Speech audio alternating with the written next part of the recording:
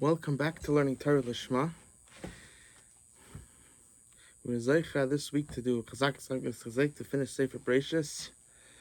In Parshat vayechie, we see something very fascinating. After Yaakov Avinu is nifter, and that in of itself is an absolutely amazing story with the midrashim and everything.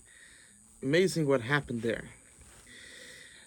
After all of this, at the end of the parsha, the pasuk says, "Vayiru ache Yosef kimesa avihem," and the brothers of Yosef saw that their father went to the next world. Vayomru lu yistimeni Yosef, and they said to themselves, maybe Yosef has a dislike for us because of what we did.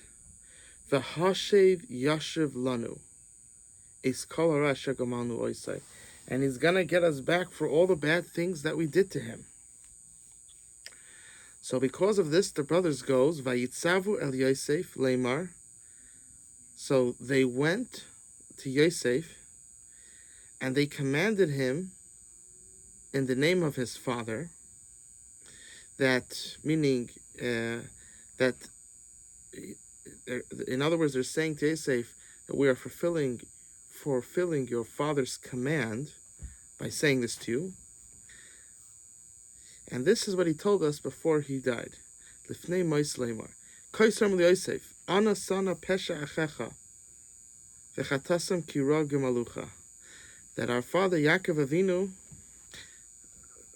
said that please forgive, please lift off the sin, the negligent sin, because remember, the Shvatim weren't trying to do bad. They thought Yosef was trying to harm them. And so it was a mistake. It wasn't an oven, it was a pesha. It was a negligent mistake, but at the same time, they heard it. And this v'chatasam, and the sin, right? So this is unclear. We'll have to, right now we're focusing on a different part, but now it says pesha and their sin, which is referring that they were actually sinned, so in the beginning it was negligence, but later on they realized that it was actually a sin, what they did, because the minute negias that they had prevented them from seeing the truth. Kira gemalucha, because we caused bad to you. V'atasana lefesha avdei elekei avicha, and please take off this pesha, this mistaken sin, the sin that done by mistake, that your servants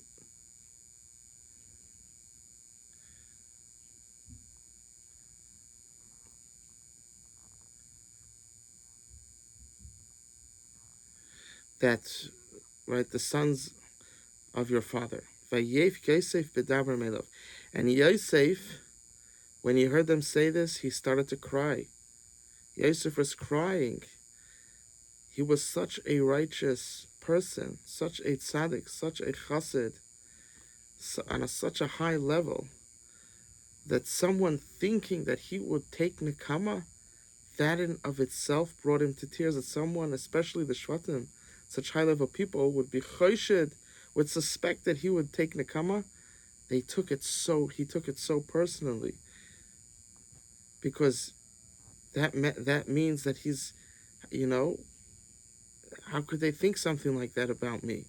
Yosef, Al Tiro, Yosef said to them, don't be afraid, ki asachas alekim ani, because this all was the plan of Hashem. Now there are some times that bad things happen, and that wasn't Hashem's plan. He let it happen because of Bechira, right? And that's a whole topic, but that wasn't his preferred way of things. And then there's sometimes that something bad happens, At least it seems bad. We see by Yosef, it seemed bad at the beginning, and at the end, look what happened to him. So there are other times that something could seem bad, but it's really good. So, sometimes it could also be bad and be good, even if it wasn't Hashem's, his best, what he wanted to do. And that's because Hashem gave Bechira, and if a person has a chet, that could cause things to happen out of what Hashem would want to happen. And he'll need a special schus to be saved from that person that wants to harm. That's what Chazal tell us, how important it is to be with good people. Good people don't want to hurt other people. They want to give good to other people. They think positive. Everything is positive, positive, positive, positive, positive. Fortunately, we don't have we're losing people, like this. So this and v'atem chashevtem alay ra, elikim chashav alay tova. Says, you thought to do bad to me, and Hashem thought to do good to me with the same action that you were doing. So you actually wanted to do bad, and Hashem used that, but Hashem let that action happen because that exact action, Hashem wanted to do good to me through that action. So this is absolutely amazing. So we see the depth of what's Laman Asis came as in order that I should be. Look what Yosef is looking at. He's not looking at that became second to Parai. He became one of the most influential people in the world, riches and everything. What did he say? Why? That in order that I should be able to give life to this multitude of people, meaning when the famine came, it didn't just hit Mitzrayim; it hit all over, and people's produce got spoiled very quickly. There was a infestation of worms and different things. And if it wasn't for Yosef, who knows how many people would die. And Yosef says, all this was worth it in order that I should be able to help all these people. This is how a tzaddik thinks. It's such, the shvatim on their level is so high that it's perplexing. Va'ata al tiro. And he said, and you, please don't be afraid. I'm going to support you. Ve'estapchem. Ve'nachem oisim v'daber al libam. And he says, I'm going to support you and your children. And he comforted them with his words. And he spoke to their heart. There's a way of speaking to someone. You're speaking to the heart. Part of speaking to the heart is that you're using your heart. A person has to learn how to use his heart. Not, in a good way. We use our heart, sometimes we want to get back at someone and we want to hit his kishkas, Use our heart to get back to them, to make them feel comforted and good, to the innermost levels of their soul. Right? And Yosef returned to Mitzrayim. The capital of Mitzrayim is called Mitzrayim. So here it's saying he's returning back to the capital. Sorry, vayechie Yosef b'Mitzrayim hu uveis aviv Yosef me'av. So it seems like this whole conversation is happening outside of Mitzrayim, and now they're coming back. So the brothers sort of brought this up before they came back to Mitzrayim. And then Yosef lived 110 years. Let's take apart this.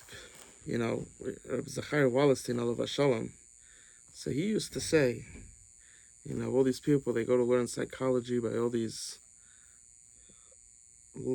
less desirable, people, the way they run their lives, the way they do things, and that's where they go to learn psychology from. He would say, we have to start respecting people that could look at the Torah and see Chochmas Chaim. We call it Chochmas Chaim, and in today's world they call it, in English they call it psychology, but wisdom of life. But I also don't want to say, I don't like using sometimes the word psychology because there's a lot of bad people that are doing terrible things, to kids and just horrible things. So positive, good psychology. And so Hashem's type of psychologist. So we're going to use the word Chachmas Achayim. That's what's brought in the Archas Sadikim. So people that have Chachmas Achayim, wisdom of life, understanding. A person can have a lot of knowledge. But he doesn't understand how things actually play out in life, how things work. Chachmas Achayim is when a person finishes from having a lot of knowledge, but then understanding how it plays, what actually happens in life. Because even though you could think something should be, right, it doesn't mean it's gonna be, right? There's a lot of, there's a lot of fear by people that are, Baruch Hashem, very learned, and they have a lot of fear about all different types of things.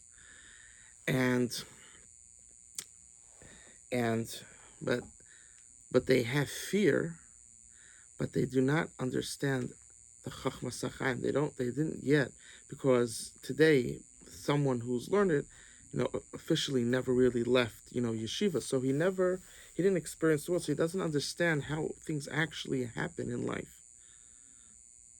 So he doesn't have Chachmas Achayim, and therefore he'll have fears about this will happen, that will happen, if we let this, if this happens, if that person does this, and he has all these fears, and he's fighting on all different fronts, and he doesn't understand what is important, what isn't important, right? All these different things, and now we have already generations, second generations, that didn't experience the world that we live in, and they don't understand how it works and how things are.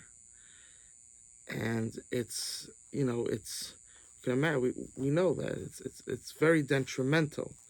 So, a person has to find the right tzaddik that has Chachmas Achayim, that could guide him in a healthy way, that he could acquire Chachmas Achayim.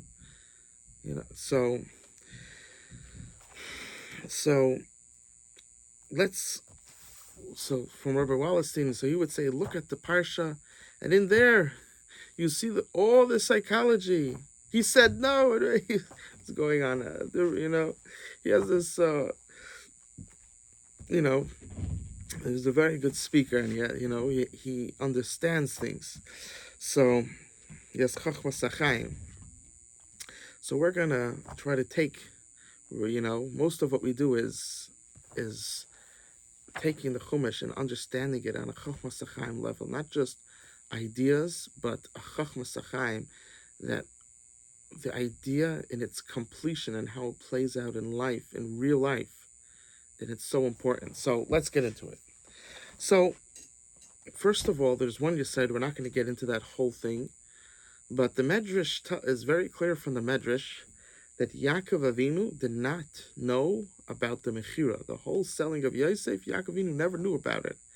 And Yosef, actually, even though he loved his father so much, he would keep a certain distance that his father shouldn't be around him, and then too much, and then he would ask, well, what happened? Because Yaakov didn't know.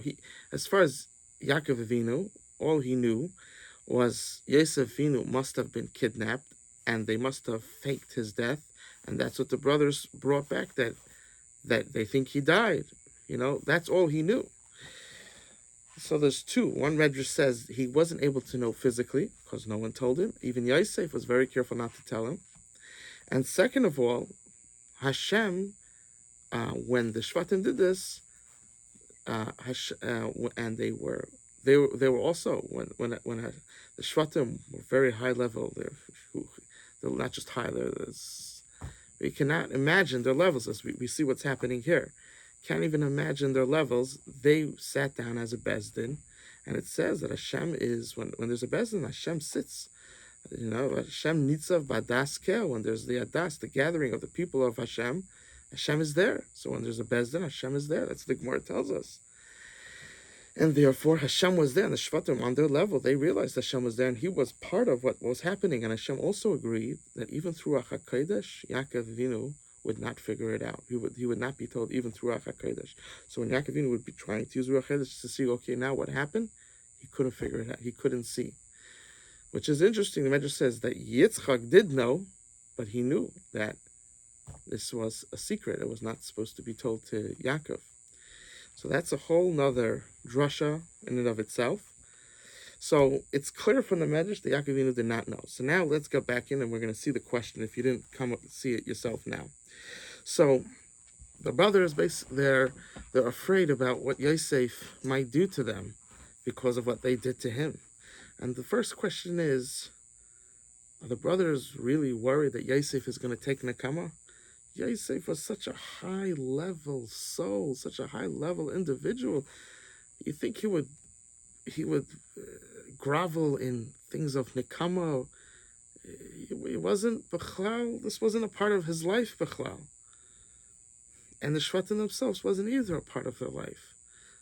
All of them, such high-level people. So what are they worried about? And now, and we see Yosef's high level, that when he sees big Talmidei Chacham, his brothers, that they, maybe he's going to take revenge. He's not, it's so sad to him that he cries about it. Just think of his level. That's his level.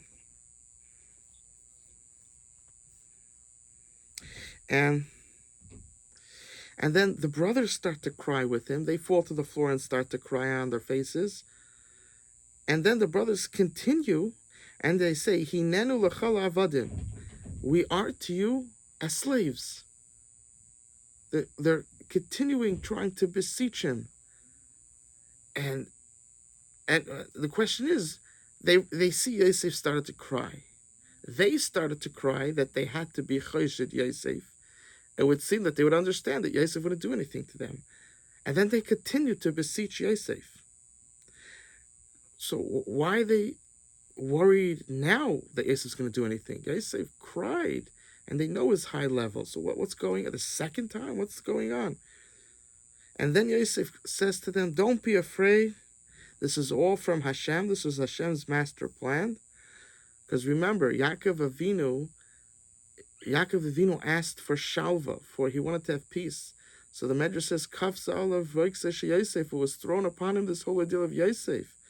So the question is, how is that helping Yaakov? He davened for peace and tranquility, and this happens. The answer is, if Yosef didn't go down, they had to go down to Mitzrayim. So if Yosef didn't go down and brought them in this derech of kavod with honor, then from the beginning, they would have been dragged down. Then the Mitzrayim would have conquered them and dragged them down as slaves. So they wouldn't have been slaves, I think it was for 90 years. Something like that. From the 210, I think it was like 90 years of actual slavery. They would have been slaves for all the 210 years. So this was, Hashem was actually answering Yaakov's tefillah. So this is what Yosef is saying. You thought bad, and not just that, but I was able to save the world. Who knows how many people would have died because of this famine. It was very scarce. Food was very scarce, and most people would not survive. And then Yosef says, and don't be afraid. Why? Because I'm going to support you and your children for always. As long as I'm alive, I'm going to be supporting you. You'll be able to sit and learn, and that's it. And do Avodas Hashem.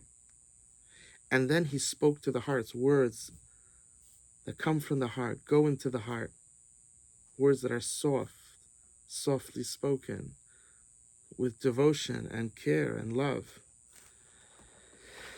Now, once Yosef says he's going to do an action, he's going to support them and their children with food, and it's not going to stop now that Yaakov Avinu was nifter. Then the Shvatim stop beseeching. Now we see in Parshat Vayigash that the Shvatim, and all throughout Chumash we see that the Avos and the Shvatim, they were very good at trying not to get into fights, and they could go on, keep on beseeching, they were very good at avoiding fights. Sometimes it's just unavoidable, and they had to, fight, but they always tried to avoid. And now the brothers, all of a sudden, they just stopped. They could have continued beseeching, continue in different ways, worried, and now they just stopped. So the question is, why did they stop? What happened now that said, okay, we're safe. Our families are safe. We're safe. What happened? So to understand this, it's very deep. Of course, the brothers, they did not think that Yosef would take Nikama, vengeance on them. Of course, they knew he was on such a high level. But what they were nervous about is that later on we could have a dispute about a certain matter. And what happens to people is that if a person has a taina, he has a complaint on someone, he has an aggravation about someone, he has something not good on not positive about someone, then what happens is that when something else happens, it's sort of what happened before sort of gets pushed on to this argument, even though it's not really, part of it. It sort of comes together. And that's what the Shvatim were worried about. That yes, we know Yosef would never think of taking the Kama. However, when something else will come about, he might bring over past past things into what's happening now. And that's what they were worried about. And that would lead into something bad, and that's what they were worried about.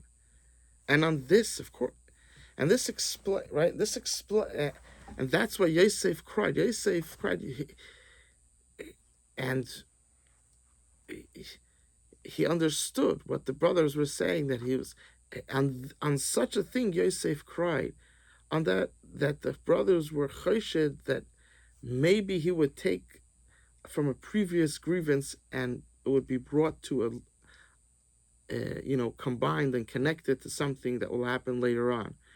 On that, Yosef cried. Just imagine his level. And the brothers cried that they were being choshed him about it, and they felt his pain, and they continued because it's there. It physically is there. But once they continued to beseech him, but then Yosef got the key. He said, "Oh, I understand, because I can't just tell them I don't have it. The way when a person has a machshava, or a person has a thought, or a person speaks something in his subconscious, the way to overcome something negative is by doing an action which is opposite that. The action will overpower the person's mind and his speech. In this case, they're referring to his deeper subconscious levels. The action will overcome. So when Yosef now said, I'm going to support you and your families, now that Yosef did an action against that subconscious grievance, then the brothers stopped. They knew, okay, now it's gone. So we learned something amazing, that action is how a person cleanses his thoughts and cleanses his speech. So we say we said something, we want to, whatever the scenario may be, right? Very often it could be, between husband and wife. But it could be all different scenarios. A person says something to his parents that he regrets, to his friend, to his brother or sister. How does he cleanse it? How do I fix it? You have to do an action. The action of doing something good, opposite of what you did bad, that's how you cleanse it in your mind and to that person, right? As we say, words are cheap. When a person does an action, he does something, that shows, that shows the person who he really is. So that's what the brothers saw. That's why they stopped beseeching, because they saw he did an action. It's just, this Yesod is so amazing. And we're going deeper into here. right? We're looking at the words, how the brothers brought it up, these words. And they said that our father commanded us to ask you that you should forgive us for what we did for you. Now, the Shvatim never told Yaakov, and that everybody knew, especially, in the family, everybody knew that, and that was actually, there was a shvua that they would not say, and Hashem agreed to join that shvua. That there wouldn't, so they didn't say it. And Yosef himself was very careful not to say it, and not to be in a situation that his father should even ask him the question, because his father was very smart. So if he would ask the question, he could just figure it out just from his, his tenuas, his movements, and his bodies. And the avos and the shvatim. Not only were they giants, but in their levels, but they were, part of becoming a huge, becoming the avos, becoming the shifted cuz. They had to be very, very smart, So they were very, very smart, very, very strong, very, very talented. Yaakov Avinu, his when it came to war, his expertise, he was, in general, he was an expert in all different things, but his expertise was bow and arrow. B'charbi u'b'kashti, the sword and the keshes and the rainbow. The rainbow is the kesh, right? The bow and arrow is b'kashti, is referring to bow and arrow. He was a very good swordsman and very good with the bow and arrow. And when the Shvatim, look in the Midrash, when the Shvatim would have wars, people would, not that they wanted, but things happen. People were coming to fight them. So Yaakov would be the one. The Shvatim would, especially Yehuda, would jump into the army, and he would just, like a bulldozer, go right through them. And Yaakov Avinu would go on top of a mount, on top of a house, or on top of a wall, and shoot bow and arrows. He'll put like 10 bow and arrows, and with such force, it would like go through the army. This is so. And each bow and arrow would go precisely where it needed to go. He was he was an expert just using one bow. One arrow, you could put a whole bunch on, and each one would be, it was, very, very talented in everything. And he, with that, he put it all to Hashem, all to the Rebbeinu Shalom. So the question here is that they're saying that our father commanded us to ask you that you should forgive us. They know that it didn't happen, and they know that Yosef knows that it didn't happen. So why are they saying these words? And this is that's a big yesod that the Chafetz Chaim brings. The Chafetz Chaim, he's the epitome of positivity, right? Not speaking lashon hara. There's people that are marking lashon hara, but they miss the point of not speaking lashon hara. The whole point of not speaking lashon hara is to be able to look at a yid in a positive way. Not every yid just be, you could be around, but there's no reason why you can't find something good in him. So, and especially there's so many yidden that are good, right? So, and not to be someone that focuses on the things that a person didn't yet fix. So, and sometimes it's really not even the person not doing anything. It's just, sometimes it's just us. We just, we're just so negative that we see things, and they're not even there, or we imagine the person to be something and they're not that at all, right? That's really more common what happens, right? So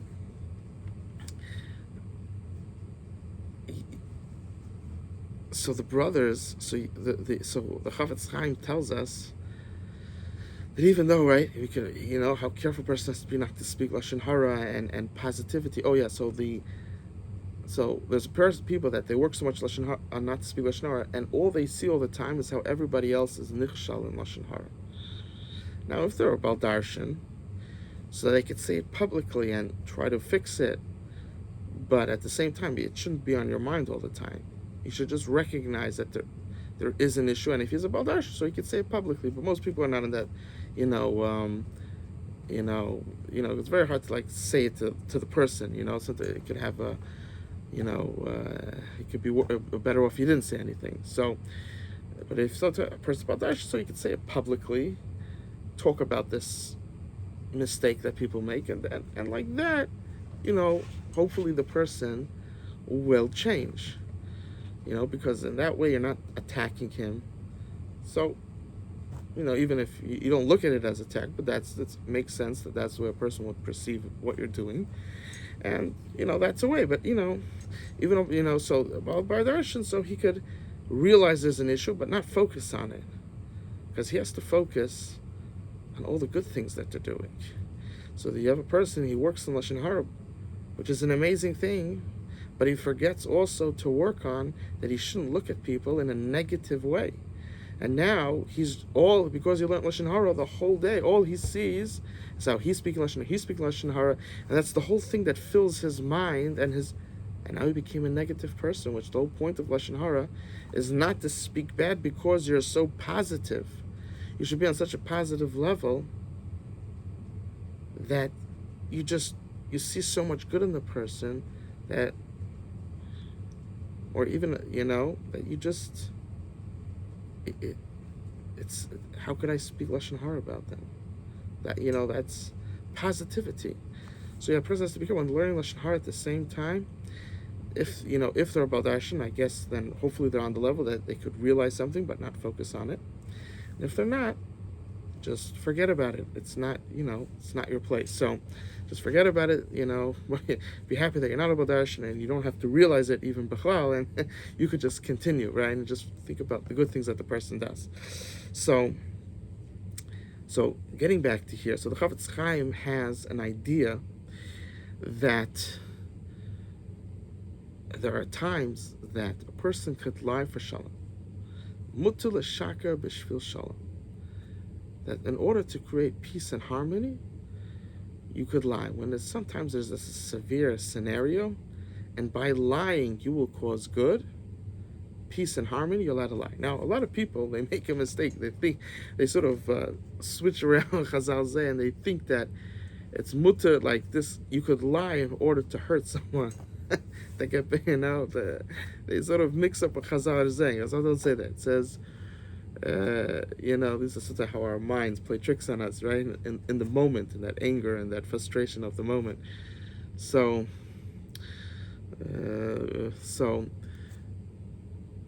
it's not mutter to lie in order to hurt someone. Even so, and you do it, and the person's thinking he's doing it because he thinks that through lying and hurting him, I'm helping me or someone else. That's not mutter. It's not mutter. Again, through lying and hurting that person who I'm lying about, or it could be anybody, but usually the scenario is that you're hurting the person that you're lying about, I'm then going to help me or someone else. That is not allowed. When it's only good coming out of it, and if you would not lie, something really nasty would happen, then you're allowed to lie. Not every time, but when you see something very severe, then you're allowed to lie. So that's what the brothers were doing here. The brothers were saying, we will lie and say that our father told us, commanded us to ask you for forgiveness. They were saying that, so Yos, it was a lie. Yaakov Avinu didn't even know about it. But they did it in order that Yosef, because by Yosef, sometimes you're having an argument with someone, but when you take out, a wad of $100 bills and you start waving them, peace starts to come between you and the other person, right?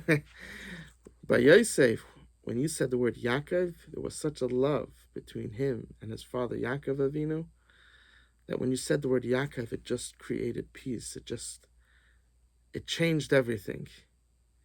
So therefore, they knew if we're going to get forgiveness for what we did and prevent prevent, something from happening to us, we should lie and say it through Yaakov. Because remember, this not only is affecting them, but it could be affecting their families, that are now living in Mitzrayim. So this was something severe, a possible severe negative outcome. So in this, they decided that this klal, because of shalom, darkei shalom, you could lie. They thought that it comes out. That they knew that this was one of the this is how we know that such a yesod exists, right? So, but the question is, Yosef. They knew that Yosef knew that they were lying. So what does that help, right? What does that help if I, right? You could say I know that it's a lie, but it's because of darkei shalom, and only positive comes out to everybody. Only good comes. No one's getting hurt because of this lie. And it could be preventing something very negative in the future. So it goes under that category of darkei shalom. But the problem is Yosef knows that they're lying because he himself was careful not to tell to Yaakov, not even to be in the scenario that Yaakov would ask him. So what's the point of using these words, B'chlal? So the answer is part of it is we just answered. That to Yosef, just the words, just hearing Yaakov, just hearing their father, that in and of itself,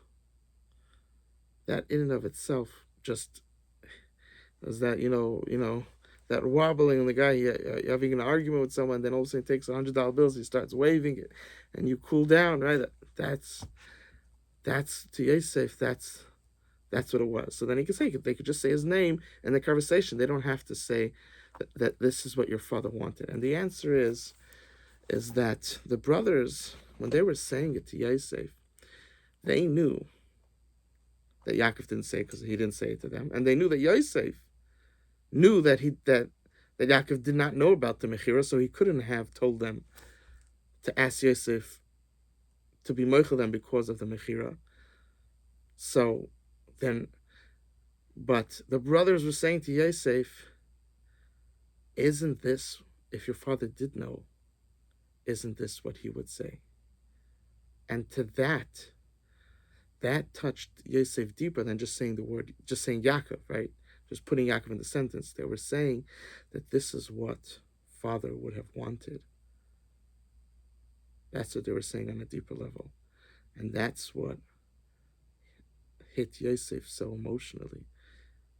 This and the other aspect that we said, that Shvatim of themselves were such holy, heilige people, such high-level, exalted people, that brought Yosef to tears, that they should think that he would take Nekama, right? Everything we just explained. So that's explaining that aspect. We see from here the level of the avais, of the mahais, of the shvatim, of previous tzaddikim. We have to understand that these people were light years in front of us. Light years. And their levels were so high. And when we see something their life is being discussed, everything there's such depth and, in Chachmas HaChaim to go on to understand what's going on in the other levels. It's absolutely perplexing. And amidst Hashem, we should be able to continue to see these huge lessons, just hearing a bit of their high level, how it changes our life. We should be to go in the way of the Avais, of the Imais, of the Shiftei Ka, of all the previous Tzaddikim, from all the different types. We have to, now we're going to be going into the Kur HaBarzel. Right now, the Kur HaBarzel is beginning. Right, Chazal say, why did there have to, right? The part of the Bris Ben Absarim was that there has to be this type of servitude. It didn't have to be slavery, but it turned into slavery right? There was a Navi that came and said you have to become better, and they didn't end up becoming better. And besides Shevet Levi, you know, who were always steadfast, always to the 100%, and the other ones, they not everybody, but enough didn't, and that caused that it came into a hardship, but it came into slavery. But the Inoise Arba Shana, that was part of the Bris Bein Absarim. So why did it have to be V'inu? What was the point of the Kor HaBarzel? So Chazal tell us that the Shvatim, there were certain, right? There was kids from Rachel and Leah, but there was also kids from Bilhah and Zilpah, and the Shvatim, they thought that they should treat them in a lesser way because they were the children of the B'nai Sashvachas, the children of the maidservants, and they weren't actually from Rachel and Leah. And they thought this, on a good. They weren't thinking this because of something bad. They thought this because of, for a good reason. They, in their cheshbonis. But Hashem expected on their level of positivity that even that they should have been able to look over that fact and look at them as full-fledged children of Yaakov Avinu on their high level. And I think this is very important because right now we're in the precipice of the Geula coming. It's either coming now or, and not too long. Probably most of us will be alive to see it. Very good chance. There's not too much time left. And with all the different types of nevuahs, it has to come before the year 6000. So there's a very good chance that it's somewhere in the near future, very near future. Some of us might be alive then, very possibly. And right now, we're having that same issue. We're having that same issue that, to a certain extent, we lost respect for persons Litvish or Hasidish or Sephardi. We lost respect for the other group. And this could be yeshiva-wise and marriage-wise and all these different things. And this is, we think of the other group, that group that we're not, or we think of one of the three groups. Now, we think of them as less, like a benois of the shvachas, like the children of the shvachas, of the maidservants. And we have to realize that every single Yid is a full-fledged son and daughter of Hashem. And we cannot think of them in any way less. Not when it comes to yeshivas, not when it comes to marriage. There's nothing wrong with marrying someone that's different. They have a different way of life, a different way of, dressing. One dresses, Litvish, Litvish and Sephardim dress very similar, and you have Chassidim dress differently. The point is that we connect spiritually together. That's the point.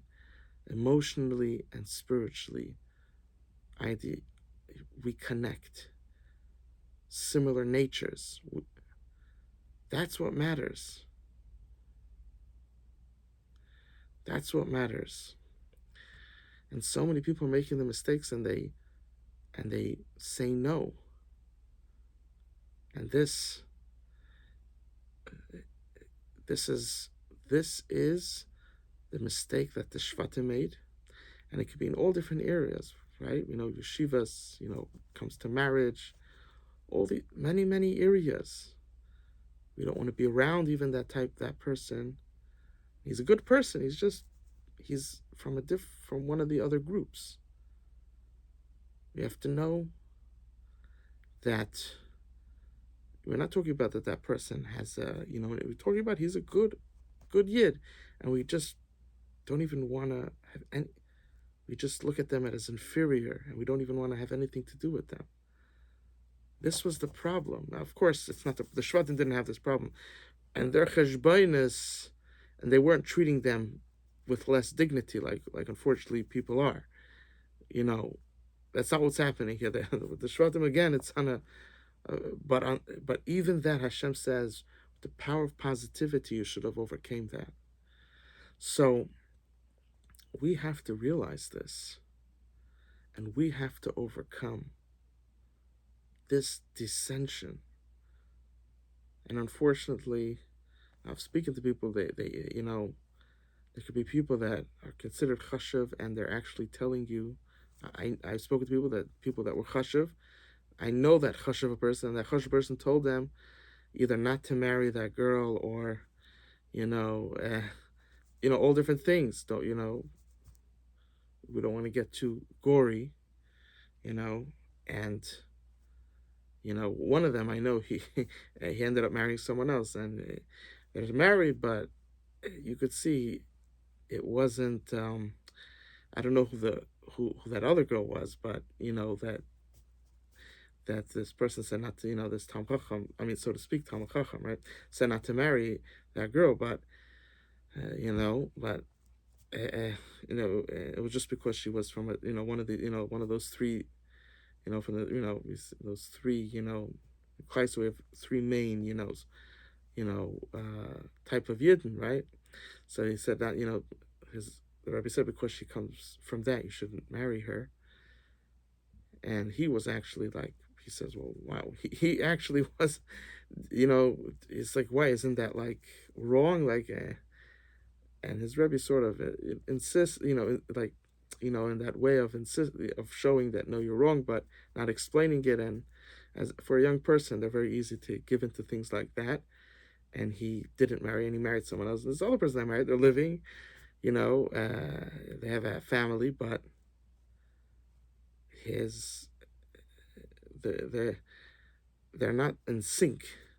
And they continue being married, but but he didn't marry someone that he's in sync with, that they sync together. That there's so and very possibly that other girl would be someone that they would have synced, and all this pain that that he has because of it could have, frustration and pain could have not been. So we have to remember, doesn't mean at the same time that we could start forcing people to marry this or marry that. We have to, that's also abuse, and that's also not respecting. You know, if a person doesn't find something attractive, if he doesn't, different things, things that are make sense and normal, right? Even in the beginning, a person makes sense that in the beginning, a person might want to try to marry someone that's similar to them, but they have to very quickly, within 1, 2, 3 years, they see it, they're not getting married. They have to quickly be open. You understand? Not because they're less, but because they see Hashem, their shidduch is not that. Very possibly it's not that. Also would have been sent. So I would say even within a year, you have to sort of get the point. Sometimes your shidduch is somewhere else.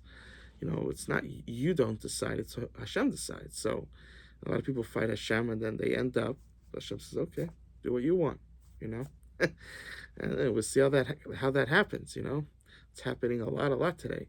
So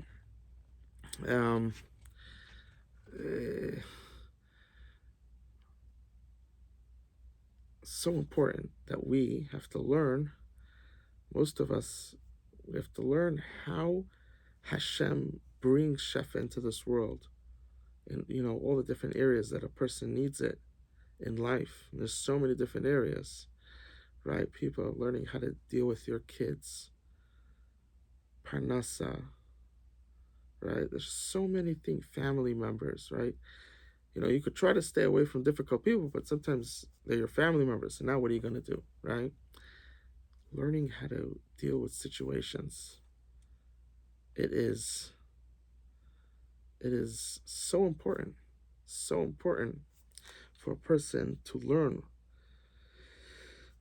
Chochmas HaChaim, And amidst Hashem, with us going on the journey, trying to see in the Parshas, get a little inkling. Amidst Hashem, we should be vayechie to grow great levels, and we won't need the Kor HaBarzel. And Mashiach should be able to become even quicker. We should all be vayechie to the Gula Shalem B'Meher V'Yameinu, Amen. And we should all a Gitavach, should have an awesome week, and all the brachas. Love you all. Kol Tov.